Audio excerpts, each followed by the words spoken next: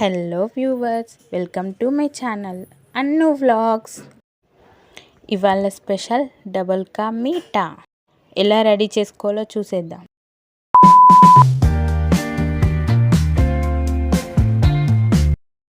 ముందుగా stove on చేసుకొని ఒక ప్యాన్ పెట్టుకొని అందులో 1 కప్ షుగర్,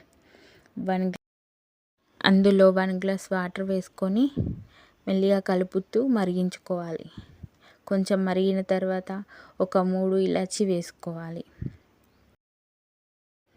అందులోనే కొంచెం రెడ్ ఫుడ్ కలర్ యాడ్ చేసుకోవాలి. నచ్చని వాళ్ళు స్కిప్ చేసేయచ్చు. తర్వాత ఒక 5 బ్రెడ్ స్లైసెస్ తీసుకోవాలి. నేను ఇక్కడ మిల్క్ బ్రెడ్ వాడుతున్నాను. ఈ బ్రెడ్ని స్క్వేర్ షేప్లో కట్ చేసుకోవాలి. అన్నీ ఇలా స్క్వేర్ షేప్లో కట్ చేసుకున్న తర్వాత ప్యాన్ పెట్టుకొని అందులో ఆయిల్ వేసుకొని వాటిని వేయించుకోవాలి. ఇవి గోల్డ్ కలర్ వచ్చే వరకు వేయించుకోవాలి.